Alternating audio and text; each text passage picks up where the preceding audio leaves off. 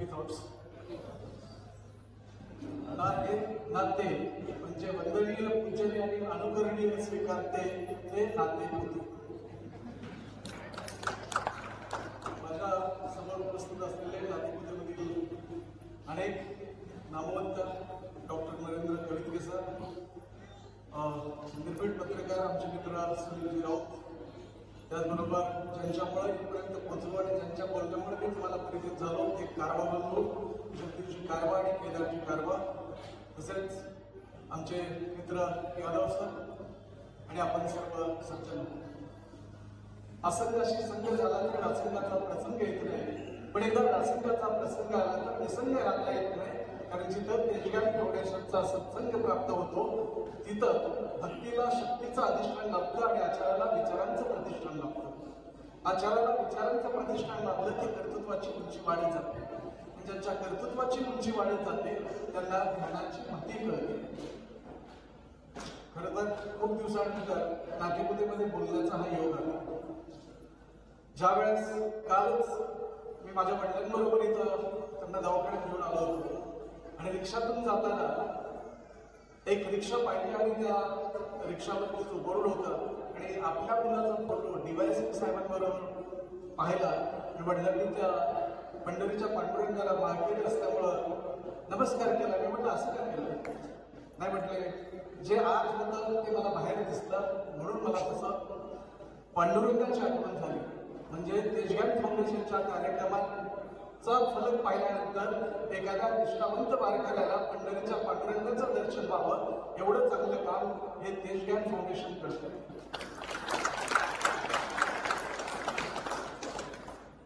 ज्यावेळेस अध्यात्म एक स्पिरिच्युअल लेवल जी असते, अध्यात्म कशाला म्हटलं जातं? माझे गुरु प्राध्यापक राज मालेगावकर सरांनी आम्हाला कॉलेजमध्ये असताना सांगितलं, आत्म्याचं तादात्म्य परमात्म्याशी झालं की अध्यात्म सुरू होतं. आज आपण तेजगाम फाउंडेशनच्या माध्यमातून जे पाहतोय ते आम्हाला 1991 साली कळंब महाविद्यालयामध्ये शिकवलं की आत्म्याचं तादात्म्य परमात्म्याशी झालं की अध्यात्म सुरू होतं आणि ज्ञानाला मेंदूवरती परिणाम करता येतो. परंतु हृदयामध्ये जर परिवर्तन घडवून आणायचं असेल तर आत्मक्लेश सहन करावा लागतो. आज योगायोग छान आहे की फर्स्ट इंटरनॅशनल मेडिटेशन डे आणि त्या मेडिटेशन डेच्या सेलिब्रेशनमध्ये तुमच्यासोबत माझ्यासारख्या सामान्य व्यक्तीला इथं समाविष्ट होण्याची संधी प्राप्त झालेली आहे. यदा कदाचित हा पूर्वजन्माचं संचित असेल. नातेपुते कसं जगात प्रसिद्ध आहे. तुम्हाला कशासाठी? कारण माझ्या माऊलींची पालखी गेली 700 वर्ष या नातेपुतेच्या पवित्र भूमीतून जाते म्हणून नातेपुते प्रसिद्ध आहे. शंभू महादेवाचा आशीर्वाद लाभलेली ही भूमी आहे आणि याच भूमीमध्ये अनेक निष्ठावंत वारकरी आहेत, समाजसेवक आहेत, कार्यकर्ते आहेत, अनेक व्याख्यानमाला या परिसरात होतात आणि बारामतीच्या तोडीची तोडीस असणारी बाजारपेठ धान्याची असेल किंवा वेगळी असेल पण आपली बाजारपेठ ही महाराष्ट्रामध्ये प्रसिद्ध आहे. जिथं प्रज्ञा आहे, जिथं भक्ती आहे, जिथं शक्ती आहे, जिथं लक्ष्मी आहे, सरस्वती आहे, सगळे आहे. पण अशा माणसांना सुद्धा एक ध्यान, चिंतन, मनन करता यावं म्हणून काही मंडळी त्यामध्ये संदीपजी गटकुळ असतील, त्याचबरोबर निकम असतील, खराडे असतील, आपण सर्वांनी मिळून या तेजगाम फाउंडेशनचा रजत जयंती महोत्सव आयोजित करण्याचा चांगला प्रयत्न केलेला आहे. कारण माझ्या भागामध्ये सुद्धा इतका उत्कृष्ट कार्यक्रम राबवता येतो हे आज इथं आल्यानंतर मला पाहतात. नारायण शिरगावकर हे बारामतीमध्ये आम्ही त्यांना पाहिलं की एक निष्ठावंत आणि कर्तव्यदक्ष पोलीस अधिकारी कसा असतो ते बारामतीच्या पेन्सिल चौकामध्ये रिक्षावाल्यांची भांडणं चालली होती. त्याच त्यांची गाडी गेल्यानंतर रिक्षावाल्यांना कुठं जावं दिशाहीन होण्याची वेळ आली. कारण सभागृहामध्ये बोलणं वेगळं असतं आणि ज्यावेळेस कर्तव्यावरती असताना कर्तव्यदक्ष उत्तर राहावं तर त्या माणसाकडून पाहायला मिळतं. आणि आजच्या शेवटच्या त्यांच्या भाषणाच्या शेवटी जे सांगितलं ते सुद्धा खूप अप्रतिम होतं. सर्वसामान्य कष्टकरी शेतकऱ्याचा कुटुंबातला मुलगा हा DYSP होतो ही खरोखरच चांगली बाब आहे. खरं तर तुमच्याबरोबर तुमची थोडी 10वी 11वी 12वीची मुलं आणायला पाहिजे होती. जर DYSP साहेबांना पाहिल्यानंतर बऱ्याच जणांना वाटतं आपण पण DYSP होतो. तसं समोर डॉक्टर पाहिलं की मला वाटतं आपणही डॉक्टर व्हावं. त्याचबरोबर आपल्याच नातेपुते महाविद्यालयातून माझे मित्र प्राध्यापक म्हणाले की ते पवित्र सरळ मार्गी असावं असे उत्तमजी सावंत सर इथं उपस्थित आहे. मुद्दाम सांगतो की आपण पंढरपूर पासून जवळ आहे. आपल्या सगळ्यांना ध्यान वेगळ्या पद्धतीने सांगायची गरज नाही. ज्यावेळेस आपल्या नातेपुतेमध्ये पालखी असते माऊलींची, त्यावेळेस नातेपुतेचा माहोल हा पंढरपूर सारखा असतो. एकदा असंच माऊलींच्या पालखीमध्ये जवळजवळ 3 पिढ्यांची परंपरा असलेली एक आजी, ती म्हणाली यावेळेस सुनबाई तू जायचं नाही, थोरल्या मुलाला सांगितलं तू पण जायचं नाही, या वेळची वारी मी करणार. 2006ची वेळ होती. 2006 साल आठवत असेल, थोडा दुष्काळ पडला होता महाराष्ट्रामध्ये, विदर्भामध्ये तर अनेक शेतकरी आत्महत्या करत होते. आजी देहूला गेली, तुकोबरायांच्या समाधीचं दर्शन घेतलं, त्यानंतर आळंदीला आली, माऊलींचा प्रदक्षिणा घातली, आळंदीचा इंद्रायणीमध्ये स्नान केलं आणि पालखी बरोबर चालू लागली. पालखी पुण्यात एक दिवस मुक्काम केला, सासवडमध्ये आली, जेजुरीमध्ये आली आणि लोणंद परिसरातली आजी, आंधरुड म्हणून गाव होतं तिचं, अंदोरी आपली अंदोरी गाव होतं. आजी पालखीतून वाट पाहू लागली की आपल्या घरचं कोणीतरी येईल. जसं शेगावकर सरांनी सांगितलं की संतोषजी निकम यांनी त्यांना गायी भेट दिली आणि गायीची सेवा किंवा गायीच्या सानिध्यामध्ये माणसं कशी बदलतात किंवा चांगली वागू शकतात हे शेतकऱ्याला कळतं. हे पुण्यातल्या माणसाला गाय कळणार नाही. जे प्लास्टिकच्या पिशवीतनं आलेलं दूध पितात त्यांना देशी गायीचं बदल कळणार नाही. त्या आजीला ज्या सुनं नातवंड सगळी आली त्यास विचारलं, तुम्ही कशात विचारलं नाही, पाऊस पडला नव्हता, गोठ्यातल्या गायींना खायला पुरेसा चारा आहे का? त्यावेळेस एक सुनबाई जरा परकड होती, सगळं सोडून चाललं वारीला आणि विचारताय काय? जवळजवळ ज्वारीचा कडबा संपलेला आहे, मका पण थोडी शेतातली ती संपत आलेली आहे. त्यावेळेस ती आजी म्हणते माझ्या पांडुरंगाला माझी काळजी आहे, नक्की पाऊस पडेल. आजी परत आपल्या तरडगाववरून नातेपुतेतून पण गेली, वेळापळत गेली, पण पावसाचा पत्ता नव्हता. शेवटी वाखरीत पालखी गेली आणि थोडासा पाऊस पडला. आजीने कळसाचं दर्शन लांबूनच घेतलं, पण तो पाऊस पुरेसा नव्हता. आजीनं गर्दीमुळे तिला काय साक्षात विठ्ठलाचं दर्शन होऊन झालं नाही, पण शिखराचं दर्शन घेतलं ना आजी दुसऱ्या दिवशी घरी आली. त्यावेळेस तिनं तुळशीला पाणी घातलं, भगवी पताका तिथं लावली आणि आजी मोठ्याकडे गेली. त्यावेळेस छोटं चौथीतलं नातवंड आलं आणि म्हणाले आजी तुझी आवडती गाय कपिला नाही राहिली, तू वाखरीत असशील. पंढरपूरच्या दिशेनंच पूर्व दिशेनंच गाय शंभरली आणि गायीने प्राण सोडला. आजी पळत पळत गोठ्यात गेली आणि ज्या ठिकाणी त्या गायीला बांधलेलं असायचं किंवा गायीची जागा तिथं आजीनं मस्तक टेकवलं आणि पांडुरंगाला म्हणाले पांडुरंगा या सत्तरीच्या वयात सुद्धा तुझी वारी केली, मला नेलं असतं तरी चाललं, पण माझ्या गायीला तुला नेलं. आणि चौथीतल्या त्या मुलाला म्हटली एक पत्र लिह. मुलगा गेला गावातून पत्र आणलं, 15 पैशाचं पोस्टकार्ड, आणि त्या पोस्टकार्डवरती लिहायला सांगितलं श्री विठ्ठल तीर्थक्षेत्र पंढरपूर. आजीने सांगितलं, मुलानं पत्र लिहिलं आणि लोणंदच्या शाळेत जाणारा हा मुलगा लोणंदच्या पोस्टामध्ये पत्र टाकलं. पत्र शनिवारी टाकलं, सोमवारी बटावडा होत असतो, वेगवेगळ्या गावाची पत्र पोस्ट मास्तर आणि पोस्टमन इकडे तिकडे करत असतात.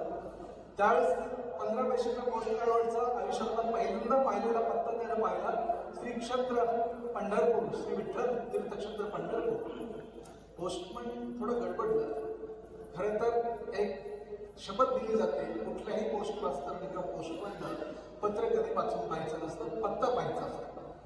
पण विठ्ठलाचं नाव वरती असल्यामुळे याला धीर किंवा संयम बाळगला नाही. त्यांनी पहिलं पत्र पाहिलं, त्या पत्रामध्ये लिहिलं होतं, विठ्ठला तुझ्या ओळीने मी पंढरीला आले, पण माझी कपिला गाय तो मात्र घेऊन गेलास. एक काम कर, उरलेल्या गायींना गोठ्यामध्ये जगण्यासाठी मला कडबा घ्यायचा आहे. त्यावेळेस कडब्याची किंमत आताच्यासारखी नव्हती आणि आता तो मुरघास प्रकार आहे तो त्यावेळेस नव्हता. तर मला फक्त 1200 रुपये पाठवून दिले. त्या पोस्टमास्तरनं पत्र पाहिलं आणि विचार केला की आजीची पंढरीच्या पांडुरंगावरती असलेली जी श्रद्धा आहे ती घडली नाही पाहिजे, म्हणून त्या पोस्टामधले आणखी काही सहकार्यांना म्हणाला तुम्ही तिघाजण 100 रुपये गोळा करा, मी माझ्या खिशातले 300 रुपये घालतो आणि आजीला पहिला हप्ता द्यायला उद्या मी तिच्या घरी जातो. 3-4 दिवस झाले आणि पोस्टमास्तर गेले. वस्तीवरती आजी राहत होती. मुलांनी पाहिलं की पोस्टमास्तर आले. त्यावेळेस पोस्टमास्तर गणवेशामध्ये असायचे, आताच्या पोस्टमास्तर ओळखूच येत नाही. पोस्टमास्तर गणवेशामध्ये होते, लांबून मुलांनी ओळखलं आणि आजीला म्हणाले बघ विठ्ठला ऐकलं, तुझी म्हणजे ऑर्डर घेऊन कोणतरी पोस्टमन आले म्हणाले आजी कुठे आहेत?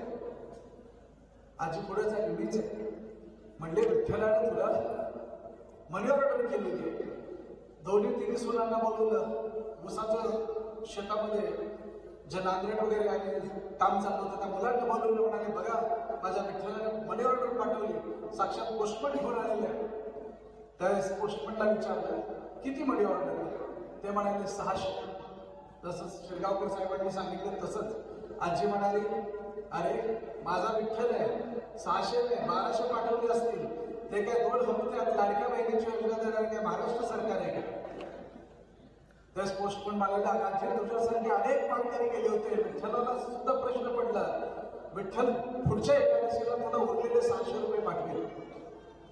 आजीची विठ्ठलावरती असलेली श्रद्धा धडू नये पण पोस्टमनने पुढच्याही पगारातले स्वतःच्या खिशातले 600 रुपये घातले आणि तो पोस्टमन आजीला पुढच्या एकादशीला भेटायला गेला. त्यावेळेस त्या आजीनं त्या पोस्टमनचे पाय धरले आणि म्हणाले बाळा विठ्ठल असा पोस्ट मनी ऑर्डर करत नाही मलाही माहित आहे, पण तू का असं केलं? त्यावेळेस पोस्टमननं गळ्यातली पंढरीची माळ दाखवली आणि म्हणाले आजी तू माळके देस, मी पण माझ्या वारकऱ्याचा मुलगा आहे, तुझी माझ्या विठ्ठलावरची माळेवरची श्रद्धा कमी होऊ नये म्हणून हे मी केलं. खरं तर ध्यान फाउंडेशन असेल किंवा माझी पंढरीची वारी असेल, जिथं सात्विक वृत्तीची माणसं एकत्र येतात तिथंच खरं पंढरी असते. आपल्याला माहित आहे लहान मुलं आहेत आणि एक गाणं खूप फेमस असतं लहान मुलांमध्ये, आई मला खेळायला जायचंय जाऊ दे नको. माहित आहे हे लिहिले वैभव देशमुख नावाच्या मुलांना. त्याच दुष्काळाच्या दरम्यान वैभव देशमुख हा दिल्ली महाविद्यालयाचा विद्यार्थी दर 6 जूनला रायगडावरती शिवराज्याभिषेक दिनाच्या कार्यक्रमाला जायचा. आणि उन्हाळ्यामध्ये आपण पाहतो की सगळी झाडं सुकतात. कुठलंही झाड जलसंपदा मंत्र्याला व्हॉट्सअपवर मेसेज करत नाही किंवा पत्र लिहू नये. आणि हा ज्यावेळेस रायगडावरती गेला, कोकणात थोडा पाऊस लवकर येतो. कोकणातल्या त्या रायगडावरच्या झाडांना पालवी फुटली होती, वारा छान होता आणि पुन्हा देवगिरीकडे आला तर ते तसंच वृक्ष सगळं मारला. त्यावेळेस या मुलाला प्रश्न पडला, ज्यावेळेस एखादा निकाल लागतो त्यावेळेस IT नीटचा निकाल लागते का मुलं आत्महत्या करतात. काही मुलं आपण पोटाला पाठवतो, पोटात सुसाईड व्हायची वेळ आलेली आहे. कारण आमच्या पालकांच्या मुलगा डॉक्टर झाला पाहिजे, इंजिनियर झाला पाहिजे, वकील झाला पाहिजे, कारण आमची प्रतिष्ठा वाढली पाहिजे. त्या मुलाच्या लक्षात आलं आणि त्याने झाडाकडे पाहून एक कविता लिहिली. मला केजरीवाल फाउंडेशनचा प्रत्येक कार्यक्रम फार आवडतो. मला माझी मुलगी जी डॉक्टर आहे ती म्हणाली बाबा पाठीमागच्या वेळेस जर त्यांनी रोप दिलं तर नक्की आला. कारण ते संतुष्टी नावाचं जे पुस्तक आहे हे रोप आहे, यामध्ये सात्विकता आहे. आणि तुम्ही सर्वांनी जे केजरीवाल फाउंडेशनला फॉलो करतात, सरस्वतींनी लिहिलेली गीता वाचली असेल तर लक्षात येईल. सरस्वतीची जी गीता आहे त्या गीतेच्या सुरुवातीलाच ते लिहितात, जर कुरुक्षेत्रावरती अर्जुनाऐवजी जर श्रीकृष्णाला दुर्योधनाला जर गीता सांगावी लागली असती तर वेगळ्या पद्धतीने सांगावी लागली असते. मी प्राध्यापक आहे, माझी गीता हे वर्गात शिकवणं आहे. एखादे डॉक्टर असतील त्यांची गीता पेशंटला बरं करणं आहे. एखादा शेतकऱ्याची गीता शेतामधल्या पिकाचं रक्षण करणं आहे. एखादी माऊली जी दररोज स्वयंपाक करते तिची गीता कोण आहे तर स्वयंपाक करून घरातल्या लोकांना वेळेवरती भोजन दिलं. आता पुण्यातल्या किंवा शहरातल्या माऊली आणि त्यांची गीताच बदलली, ते स्विगी किंवा झोमॅटोवरतीच ऑर्डर करतात, त्यामुळं ध्यान ते करू शकत नाही. तर मी त्या वैभव देशमुखविषयी सांगत होतो. त्या झाडाकडे पाहिलं आणि त्याच्या लक्षात आलं आणि त्याने एक काम केलं. झाडं असतात विद्यार्थी ऋतू त्यांचे गुरु असतात. झाडं असतात विद्यार्थी ऋतू त्यांचे गुरु असतात. झाडांचीही असते परीक्षा, झाडे देखील पेपर देतात. ऊन पाऊस वादळ वारा अवघड अवघड विषय असतात. ऊन पाऊस वादळ वारा अवघड अवघड विषय असतात. झाडांनाही ताण येतो, झाडं देखील घंटाळतात. अशा वेळी झाडं पाखरांचं गाणं ऐकतात आणि जगत राहणं याला झाडं मेरिटमध्ये येणं म्हणतात. जगत राहणं याला झाडं मेरिटमध्ये येणं म्हणतात. वादळ कितीही मोठं आलं तरी झाड कधी जगणं सोडत नाही. वादळ कितीही मोठं असलं तरी झाड कधी जगणं सोडत नाही. झाड एक वेळेस उन्मळून पडेल परंतु झाड कधी आत्महत्या करत नाही. झाड कधी आत्महत्या करत नाही. हा वैभव देशमुख असेल किंवा अतिशय प्रतिकूल परिस्थितीमध्ये UPSCची परीक्षा देऊन दिल्लीच्या हॉटेलमध्ये काम करणारा आणि हॉटेलमध्ये काम करताना हॉटेलमध्ये 4 प्रकारचे वेटर असतात. ऑर्डर घेणारा, आत पदार्थ बनवणारा, नंतर आपली जे जेवण झाल्यानंतर भांडी नेणारा आणि त्याहीपेक्षा हॉटेलचे फरशी पुसणारा जो वेटर असतो तो बालकामगार होता. त्यावेळेस राजेश पाटील नावाचा मुलगा त्याच हॉटेलमध्ये वेटरचं काम करायचा. जळगाव जिल्ह्यातील UPSCची परीक्षा द्यायला तयारीला गेले. राजेश पाटीलने ठरवलं जर मी कलेक्टर झालो तर ज्या जिल्ह्याचा मी कलेक्टर असेल त्या जिल्ह्यात एकही बालकामगार नसेल. सरस्वतींना मांडणारा आणि तेजगाव फाउंडेशनची उपासना करणारे राजेश पाटील ज्यावेळेस कलेक्टर झाले, मयूरभंज जिल्ह्याचे जिल्हाधिकारी झाले, त्यावेळेस या देशातला एकमेव जिल्हा होता की त्या जिल्ह्यामध्ये एकही बालकामगार नव्हता.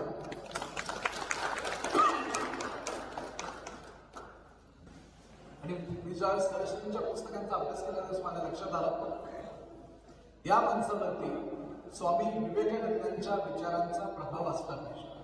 विवेकानंदांचा अभ्यास केल्याशिवाय माणूस या अवस्थेला पोहोचू शकत नाही. स्वामी विवेकानंद मी फलटणमध्ये जे सांगितले ते इथं सांगणार आहे, कारण मी प्राचार्य शिवाजीराव भोसले, प्राध्यापक राजकारण मालेगावकर सर यांचा शिष्य. स्वामी विवेकानंद ज्यावेळेस अमेरिकेमध्ये फिरले आणि विवेकानंदांनी सांगितलं काही झालं तरी मला आता माझ्या मातृभूमीकडे गेलं पाहिजे.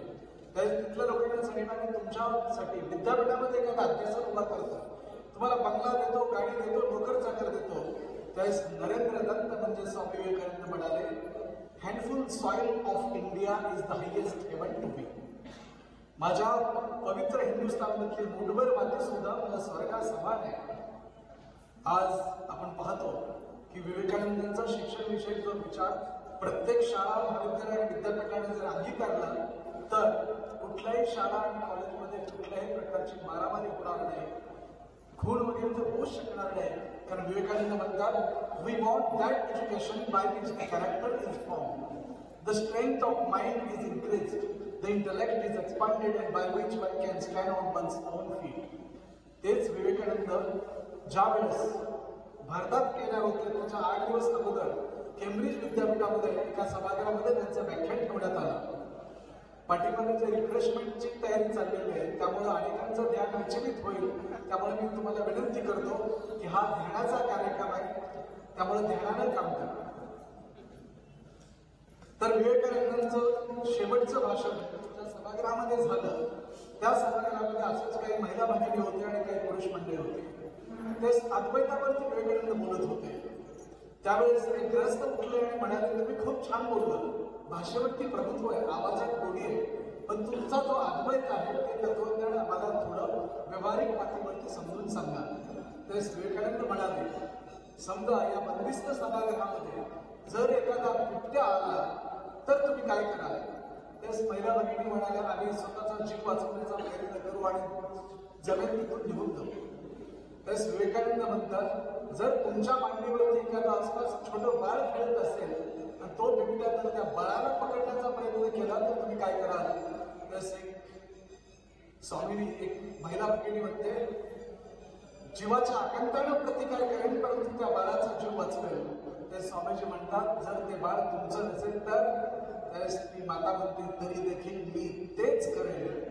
तर स्वामीजी म्हणतात, त्या बाळासाठी तुटणारा, तिळती तुटणारा तुमचा जीव, त्या जीवाशिवाचं ऐक्य, त्याचंच नाव अद्वैत. त्या अद्वैताचं जे ज्ञान त्यालाच म्हणतात तत्वज्ञान. या तत्वज्ञानाची जी करतात उपासना, त्या उपासनेतूनच निर्माण होतो तो मानवता धर्म. आणि हा मानवता धर्माचं धर्म जगाला सांगणं हेच माझ्यासारख्या संन्यासाचं कर्तव्य कर्म.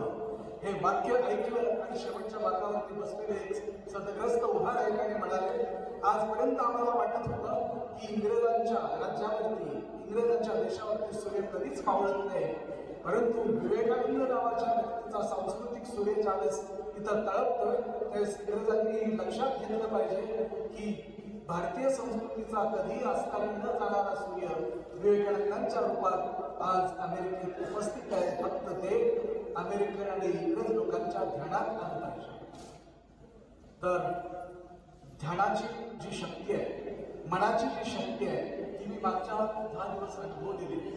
दररोज मी नातेपुतेला यायचो. कॉलेज संपल्यानंतर 150 किलोमीटरचा प्रवास करायचो जाण्या येण्याचा आणि गावाकडे जायला यायचा. बारामतीमध्ये अनेक डॉक्टर मित्र माझे आहेत. कवितके डॉक्टर आमचे फॅमिली डॉक्टर आहेत. फलटणमधले ऑर्थो माझे सर्वात दोघंही चांगले मित्र आहेत. परंतु ज्या पेशंटला 40% हृदय क्रियाशील आहे अशा पेशंटवरती शस्त्रक्रिया करण्याचं धाडस ना बारामतीतल्या मित्रांनी केलं ना फलटणच्या मित्रांनी केलं. पण डॉक्टर अजिंक्य होरा यांनी माझ्या वडिलांचं ऑपरेशन केलं आणि लवटे डॉक्टरांच्या ICU मध्ये केलं. आणि त्यावेळेस कालच्या वडिलांना मी घेऊन गेलो तेच माझ्या लक्षात आलं की आमच्या बारामतीपेक्षाही फलटणपेक्षाही ज्या डॉक्टरांची इच्छाशक्ती असते आपल्याला पेशंटला बरे करायचं आहे, आमच्या डिग्री थोडं मागे असतील परंतु पेशंटला बरे करण्याची मानसिक शक्ती आणि वैचारिक शक्ती आमच्याकडे खूप आहे. त्यामुळं नातेवाईकातल्या सर्व डॉक्टरांचं मी मनापासून अभिनंदन करतो आणि डॉक्टर लोकांना आणखी एक विनंती करतो, श्रीमंतांकडून तुम्ही भरपूर फी घ्या परंतु एखादा गोरगरीब जर येत असेल, सामान्य माणूस असेल तर त्याच्या उपचाराची फी नाही घेतली तरी चालेल. कारण सरश्रींनी सांगितलं तसं खाली हात आहे हम खाली हात जाने वाले. Life starts with L may be lucky accident but it ends with is the dance. जाताना मला आठवतं व्यासपीठावरती बसलो होतो त्यावेळेस मला आठवतं 16 किलोमीटर अंगणाने पायाने मी बुधवारच्या बाजारला आईबरोबर येत होतो. आता मी गाडीत येऊ शकतो. एक दिवस असा कधी तर येणार आहे की मलाही सोडून जायला लागणार. परिस्थिती बदलत राहते परंतु काही तत्व असतात, काही निष्ठा असतात, काही श्रद्धा असतात त्या कधी ढळू द्यायच्या नसतात. तुमच्या सर्वांच्या जीवनामध्ये मनन चिंतन आणि ध्यान यावं. तर ध्यानामध्ये खूप मोठी शक्ती आहे. ज्यावेळेस आईवडील आजारी असतात त्यावेळेस माझ्यासारखा संवेदनशील मानाचं सुपुत्र हळवतो तळमळतो. पण सरस्वतींनी दिलेली ही जी काही उपासना आहे, जी ध्यानाची शक्ती आहे, मनशक्ती आहे, मला सावरण्यासाठी खूप मदतीला आली. म्हणून जाता जाता एवढंच म्हणेन की देव हा शब्द विश्वव्यापक असावा, धर्म हा सर्वसमावेशक असावा, धर्म विज्ञानाशी सुसंगत असावा, देहाला मंदिर करा, आत्म्याला ईश्वर करा, ईश्वर भक्तीचा पुरस्कार करा, युवकांचे कल्याण करा, युवतींचे शिलरक्षण करा, पापाचे क्षालन करा, दुःखाचे गालन करा, प्रभू मंदिराचे दालन सर्वांसाठी खुले करा. आपल्याकडे जेवढे आहे त्यातलं थोडं दान करण्याचा प्रयत्न करा. तर कबीरांनी सांगितले एका दोह्यामध्ये, चिडिया चोच भरले गई नदी का घटे नहीं, दान किया धन न घटे कहे गए दास कबीर, कहे गए दास कबीर. संयोजकांना, आयोजकांना, सरस्वतींच्या सर्व साधकांना मी मनापासून या आंतरराष्ट्रीय मेडिटेशन दिनाच्या शुभेच्छा देतो. आणि मेडिटेशन म्हणजे काय फक्त शेवटच्या 30 सेकंदात सांगतो. हे श्री श्री रविशंकर यांचे डेफिनेशन आहे. Meditation, mind without agitation is meditation. Mind without hesitation is meditation. Mind which becomes no mind is meditation. Mind which comes back to the mind is meditation. आपल्या जीवनामध्ये सर्वत्र शांती, सुख, समाधान प्राप्त व्हावं असं सरस्वती चरणी आणि पंढरीच्या पांडुरंगा चरणी प्रार्थना करतो. धन्यवाद. जय हिंद.